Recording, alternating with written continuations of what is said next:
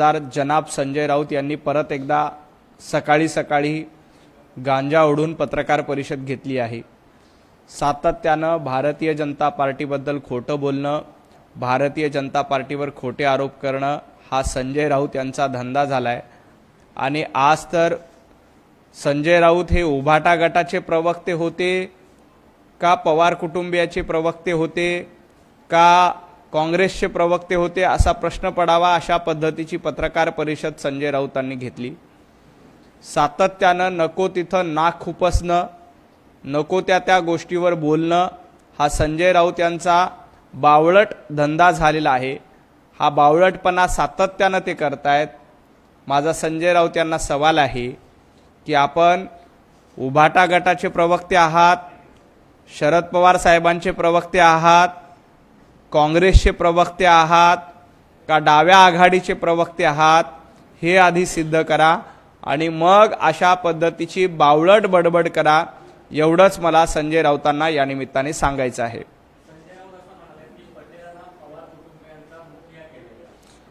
संजय राऊत हे आता पवार कुटुंबियांचे मुखिया झालेत का? संजय राऊत शरद पवार यांचे दलाल झाले आहेत का? हा माझा संजय राऊतांना सवाल आहे। मुळामध्ये प्रफुल्ल पटेल हे राष्ट्रवादी काँग्रेस पक्षाचे नेते आहेत। संजय राऊत, तुम्ही राष्ट्रवादी शरदचंद्र पवार गटाचे काहीतरी भाग आहेत का हे आधी महाराष्ट्राला सांगा। तुम्ही राहता उभाटा गटामध्ये, खाता शरद पवार गटाचं काम, आणि अशा पद्धतीची तुम्ही प्रफुल्ल पटेल यांच्याबद्दल भूमिका मांडण्याच्या आधी स्वतः शरद पवारांनी स्पष्टपणे सांगितले की अजितदादांचा हा अपघात झाला, तरीही संजय राऊत सातत्यानं शंका उपस्थित करतायत। त्यामुळं संजय राऊत हे नेमकं कुठल्या कुटुंबाचे मुखिया आहेत हे आधी त्यांनी महाराष्ट्राला सांगितलं पाहिजे। संजय राऊत यांना पवार कुटुंबियांचं मुखिया म्हणून किंवा प्रवक्ते म्हणून किंवा दलाल म्हणून नियुक्त केलंय का, याचं उत्तर संजय राऊतांनी आधी द्यावं आणि मग संजय राऊतांनी इतरांवर टीका करावी।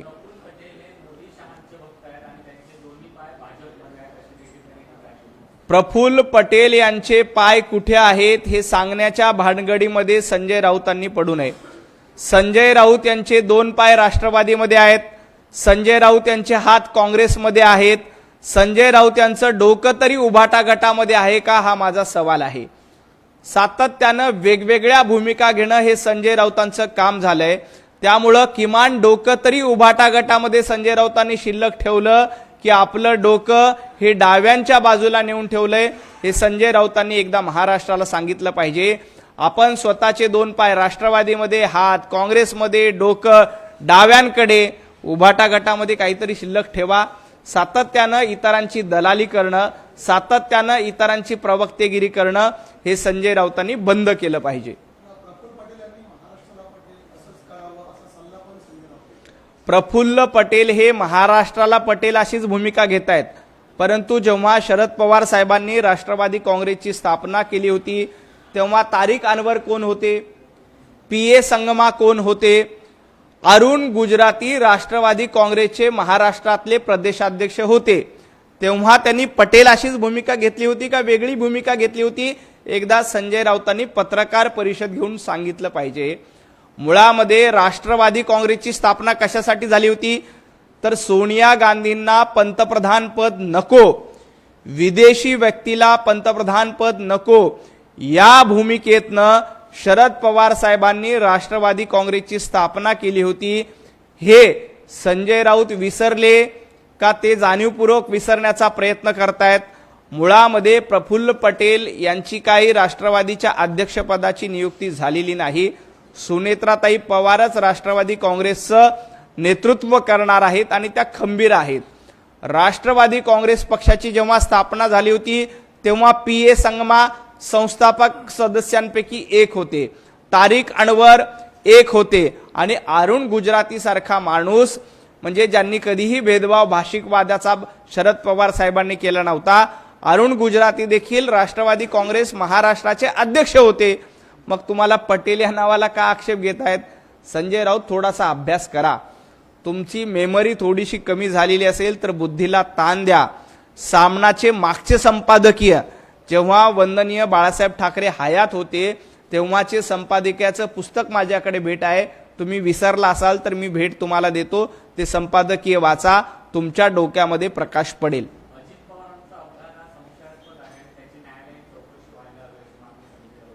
अजितदादांच्या अपघाताची चौकशी करण्याचं काम केंद्र सरकारकडनं केलं जात आहे, राज्य सरकारकडनं केलं जातं. विमानतळ अथॉरिटी देखील चौकशी करते.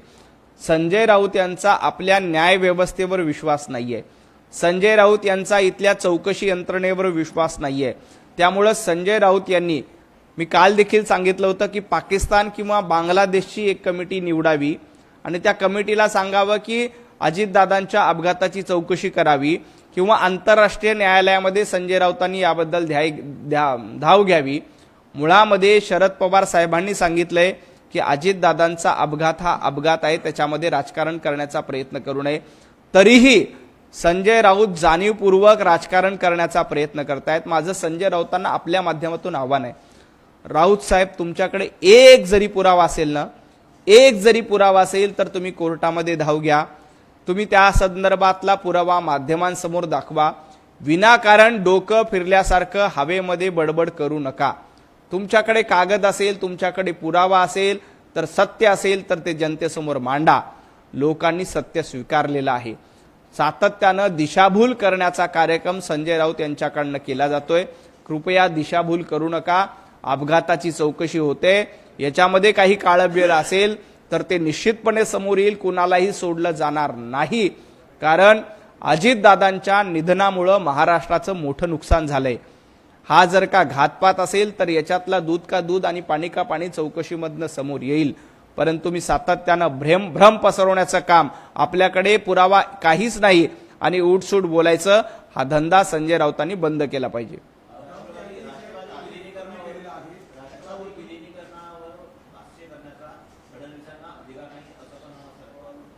मुळामध्ये राष्ट्रवादी काँग्रेसचं विलिनीकरण करायचं का नाही करायचं हा निर्णय सुनेत्राताई पवार यांनी घ्यायचा आहे. सुनेत्राताई पवार या राष्ट्रवादी काँग्रेसच्या सर्वेसर्वा आहेत. सुनेत्राताई जो काही निर्णय घेतील त्या निर्णयाला भारतीय जनता पार्टीचा पूर्णपणे पाठिंबा असेल. परंतु अजितदादा राष्ट्रवादीच्या विलिनीकरणाबद्दल त्यांचं मत काय होतं हे देखील एकदा बघितलं पाहिजे. माननीय मुख्यमंत्री देवेंद्रजी फडणवीस यांनी स्पष्टपणे सांगितले की अजितदादांनी राष्ट्रवादीच्या विलिनीकरणाबद्दल चकार शब्दही काढला नव्हता, ते बोललेही नव्हते. मुळामध्ये राष्ट्रवादीचं विलिनीकरण व्हायचं असेल तर ते निवडणुकीपूर्वी झालं असतं. परंतु अजितदादांची देखील विलिनीकरणाबद्दलची इच्छा होती का, हा देखील या निमित्ताने प्रश्न आहे. त्यामुळं विलिनीकरणाच्या चर्चेबद्दल देवेंद्रजींबद्दलही ते बोलले नव्हते किंवा अन्य कुटुंबासोबतही त्यांची चर्चा झाली नव्हती. तरीही दोन्ही राष्ट्रवादी एकत्र येणार असतील, दोन्ही कुटुंब एकत्र येणार असतील तर आमचा त्याला आक्षेप नाही, आमचा त्याला विरोध नाही. सुनेत्राताई पवार या राष्ट्रवादी काँग्रेस पक्षाच्या सर्वेसर्वा आहेत. त्यांनी जो काही निर्णय घ्यायचा तो घ्यावा, त्याला भारतीय जनता पार्टीचं समर्थन आहे. परंतु आपल्यालाच मुख्यमंत्रीपद मिळावं, आपल्यालाच उपमुख्यमंत्रीपद मिळावं, आपल्यालाच राष्ट्रवादी काँग्रेसची पूर्ण सत्ता ताब्यात घ्यावी, यासाठी काही डोमकावळे राष्ट्रवादी अजितदादा पक्षावर ताबा घेण्याचा प्रयत्न करतायत का, हा देखील माझा सवाल आहे. अशा डोमकावळ्यापासून महाराष्ट्राने सावध व्हायला पाहिजे. त्यापैकी एक डोमकावळा कोण असतील तर ते संजय राऊत आहेत.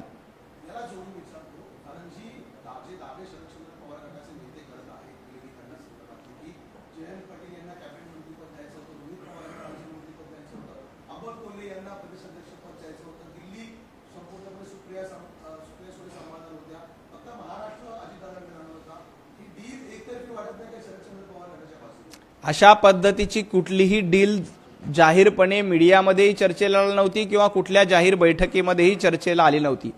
आता संजय राऊत अशा पद्धतीची डील घडवून आणण्याचा प्रयत्न करतायत आणि त्यासाठी त्यांनी अशा लोकांकडनं काही सुपारी घेतली का, हा देखील माझा संशय आहे. संजय राऊतांची खासदारकी संपते, संजय राऊत पुन्हा खासदार होऊ शकत नाही. अशा पद्धतीची एक बनवाबनवी करून, एक डील करून शरदचंद्र पवार गटाकडनं खासदारकीसाठी काही मतं ताब्यात घ्यायचे आणि त्या जोरावर राज्यसभेची खासदारकी मिळवायची, यासाठी संजय राऊत नावाचा डोमकावळा प्रयत्न करतोय का, हा देखील माझा सवाल आहे। अशा पद्धतीचा भ्रम पसरून लोकांमध्ये जाणीवपूर्वक बदनामी करण्याचा प्रयत्न करून आपल्याला खासदारकीचं पद मिळावं, आपल्याला शरदचंद्र पवार साहेबांकडनं एखादं पद पदरात पाडून घेता यावं, यासाठी संजय राऊत नावाचा डोमकावळा आणि त्यांना साथ देणारे काही डोमकावळे प्रयत्न करतायत। पण महाराष्ट्र हा सुनेत्राताई पवार यांच्या पाठीशी खंबीरपणे उभा आहे, अजितदादांच्या पाठीशी खंबीरपणे उभा होता, कारण राष्ट्रवादी शरदचंद्र पवार गटापेक्षा अजितदादांना महत्त्व या महाराष्ट्रानं दिलं होतं। आपण निवडणुकीमध्ये बघितलं की खरा राष्ट्रवादी काँग्रेस पक्ष हा अजितदादांचाच आहे, याच्यावर महाराष्ट्राच्या जनतेनं शिक्कामोर्तब केलं। आता पुढचा निर्णय सुनेत्राताईंना घ्यायचा आहे। सुनेत्राताई याबद्दल जो काही निर्णय घेतील त्यासोबत भारतीय जनता पार्टी उभी राहील।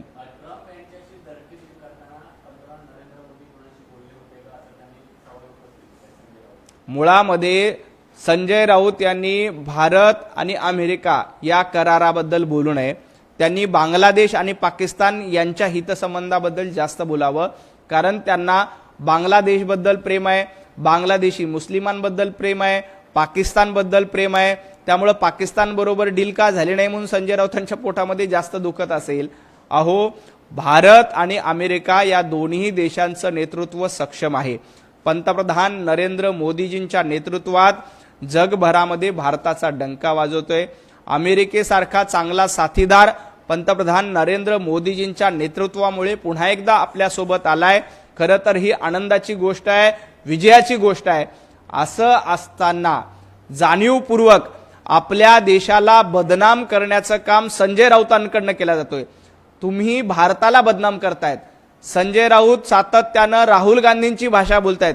एका बाजूला राहुल गांधी परदेशामध्ये जाऊन भारताची बदनामी करतायत, त्यांचीच री ओढण्याचं काम संजय राऊतांच्या मार्फत केलं जातोय आणि जागतिक पातळीवर भारताची बदनामी कशी होईल याचा प्रयत्न संजय राऊत दुर्दैवाने करतायत।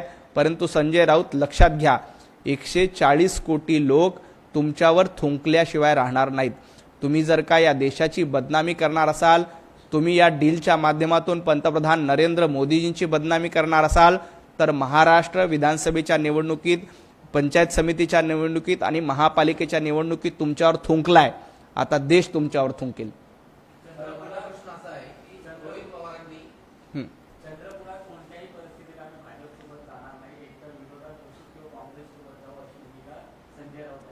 भारतीय जनता पार्टी सोबत येण्याचं आमंत्रण आम्ही तुम्हाला दिलेलं नाही, आम्हाला तुमची गरज नाही। जनतेनं तुम्हाला तुमची जागा दाखवून दिलेली आहे। चंद्रपुरात असो किंवा कुठे असो, उबाटा गटाची महाराष्ट्रात अवस्था काय झाली बघा। जवळपास 25 महापालिकेमध्ये उबाटा गटाला मोठा भोपळा मिळालाय। उबाटा गटाचं संघटन देखील अस्तित्वात राहिलेलं नाही, अशा पद्धतीची अवस्था महाराष्ट्रामध्ये उबाटा गटाची झाली आहे। चंद्रपुरामध्ये काही थोड्याफार जागा आल्यात, तिथेही काँग्रेसचे 4 गट आहेत। उबाटा गटाने आधी आपली महाराष्ट्रातल्या जनतेनं कपडे फाडलेले आहेत, आपल्याला नागडं केलंय, याचं भान संजय राऊतांनी ठेवावं आणि मग इतरांवर टीका करावी।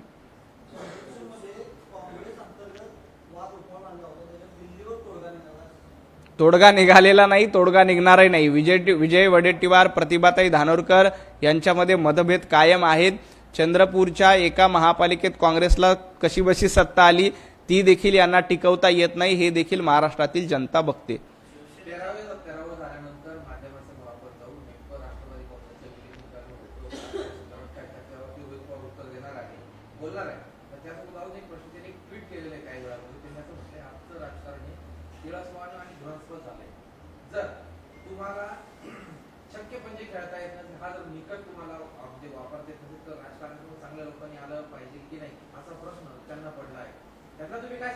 नाही, छक्के पंजे खेळूनच रोहित पवार हे कर्जत जामखेडमध्ये निवडून आले। छक्के पंजे खेळले नसते तर रोहित पवारांचा पराभव कर्जत जामखेडमध्येच झाला होता। जनतेनं घरी बसवण्याचं काम कर्जत जामखेडमध्येच केलं होतं, परंतु छक्के पंजे खेळायचे, पैसे वाटायचे आणि निवडून यायचे, हा रोहित पवार यांचा जुना धंदा आहे। छक्के पंजे खेळल्यामुळेच रोहित पवार कर्जत जामखेडमध्ये विजयी होऊ शकले, अन्यथा ते त्या राजकारणामध्ये विजयी होऊ शकले नसते। कारण कर्जत जामखेडच्या मतदारांनी रोहित पवारांना स्पष्टपणे नाकारलं होतं। पण धाकधपडशाही करणं, पैसे वाटून निवडून येणं हा रोहित पवार यांचा जुना धंदा होता. रोहित पवारांनी आता स्वतःचा मतदारसंघ बघावा. राष्ट्रवादीच्या विलनीकरणाबद्दलचा निर्णय रोहित पवार तुम्हाला घ्यायचा नाहीये, तो निर्णय सुनेत्राताई पवार यांना घ्यायचा आहे. सुनेत्राताई जो काही निर्णय घेतील त्याबद्दल भारतीय जनता पार्टी त्यांना पाठिंबा देईल. रोहित पवारांना तो अधिकार उरला नाही.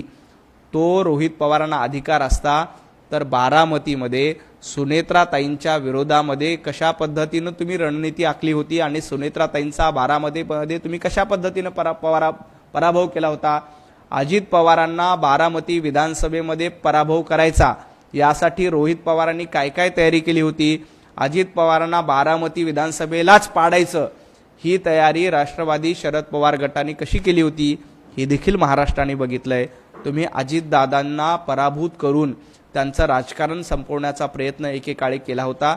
याचं भान देखील रोहित पवारांनी ठेवलं पाहिजे आणि मग गप्पा केल्या पाहिजे.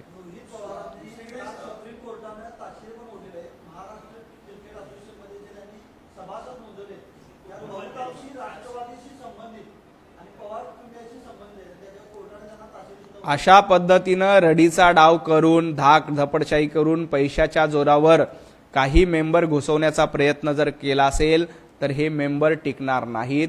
याबद्दल कायदेशीर धाव घेऊन जे अशा पद्धतीच्या अनधिकृतपणे किंवा चुकीच्या पद्धतीने मेंबर करण्याचा प्रयत्न केला असेल तर त्याच्यावर ऑब्जेक्शन घेतलं जाईल आणि अशा पद्धतीचे जे मेंबर झाले असतील त्यांच्यावर कारवाई करण्याची मागणी योग्य त्या ठिकाणी केली जाईल.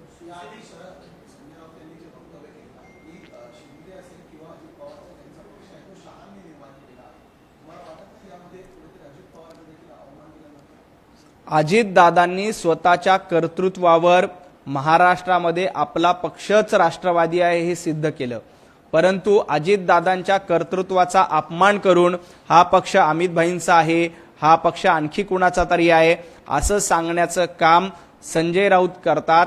याचा अर्थ संजय राऊत हे अजितदादांच्या कर्तृत्वावर शंका घेत आहेत. अजितदादांचं कर्तृत्व काय होतं हे महाराष्ट्रानं बघितलंय. त्यामुळं शरद पवार साहेबांपेक्षा जास्त जागा अजितदादांच्या पक्षाला महाराष्ट्रातल्या जनतेनं दिल्या. त्यामुळं संजय राऊतांनी अजितदादांचा अपमान करू नये. पक्ष कोण चालवतं? माझा संजय राऊतांना सवाल आहे, उभाटा गट हा मग सोनिया गांधींचा पक्ष आहे का? उभाटा गट हे राहुल गांधींची चाटुगिरी करून मिळवलेला पक्ष आहे, हा माझा थेट आरोप आहे.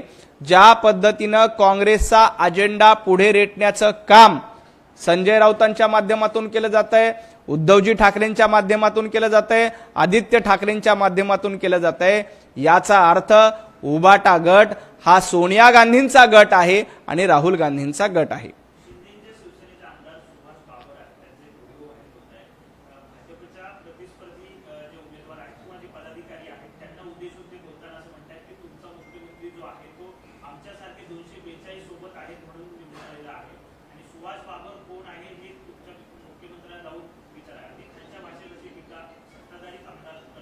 खरं तर मुख्यमंत्री देवेंद्रजी फडणवीस यांना महाराष्ट्रातल्या 11 कोटी जनतेनं आशीर्वाद दिले. 11 कोटी जनतेच्या जीवावर देवेंद्रजी फडणवीस निवडून आले. आमच्यामुळे आले, तुमच्यामुळे आले असं बोलण्याचा अधिकार कुठल्याही आमदाराला नाही.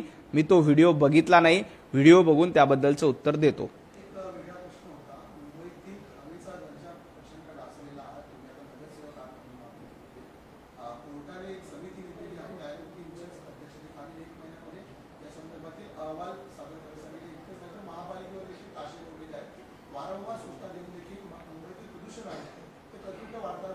नाही, मुंबईतल्या प्रदूषणाचा प्रश्न अतिशय गंभीर आहे. महापालिकेमध्ये आत्ता इतके दिवस प्रशासनाचं राज्य होतं, परंतु आत्ता महापालिका लवकरच महापौर बसतील, पुढच्या सगळ्या प्रक्रिया पूर्ण होतील. मुंबईच्या प्रदूषणाबद्दल राज्य सरकार देखील गंभीर आहे आणि ज्या पद्धतीनं मुंबईचं पोल्युशन कमी करण्यासाठी डीप क्लिनिंग असेल किंवा पाण्याची फवारणी असेल, असे वेगवेगळे उपाययोजना राज्य सरकारच्या वतीनं केल्या जात आहेत.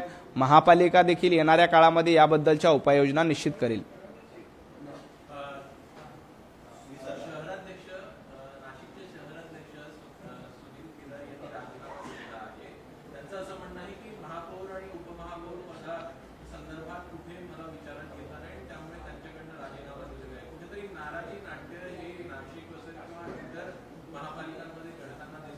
अजिबात नाराजी नाट्य नाही। एखादा कार्यकर्ता एखादा नेता नाराज होतो, तो पक्षाच्या प्लॅटफॉर्मवर येतो, बोलतो, त्यानंतर त्याची नाराजी दूर होते। अजिबात कुणीही नाराज नाही।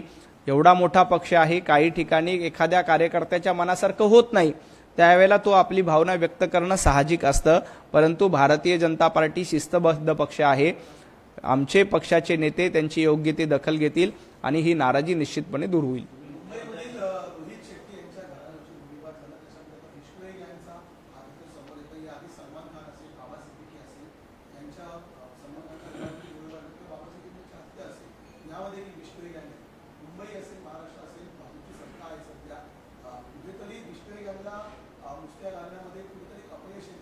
अजिबात नाही। रोहित शेट्टी यांच्या घरावर हल्ल्यानंतर तातडीनं ते आरोपी पकडण्याचं काम पोलिसांनी केलं, गृह खात्याने केलंय। याआधी देखील अशा पद्धतीची जे काही कृत्य झाले त्या सगळ्यांना बंदोबस्त करण्याचं काम, जेरी सांगण्याचं काम पोलिसांनी केलेलं आहे। त्यामुळं गृह खाते अतिशय सक्षम हातात आहे। देवेंद्रजी यांच्याकडे गृह खात्याचा जबाबदार आहे, यांच्याकडे गृह खात्याचा कारभार आहे आणि या प्रकरणामध्ये कुणीही असेल, बिश्नोई गँग असेल किंवा अन्य कोणी असेल, याचा तपास पोलीस चौकशी करतील आणि चौकशीतून जो कोणी दोषी असतील त्यांच्यावर कारवाई केली जाईल।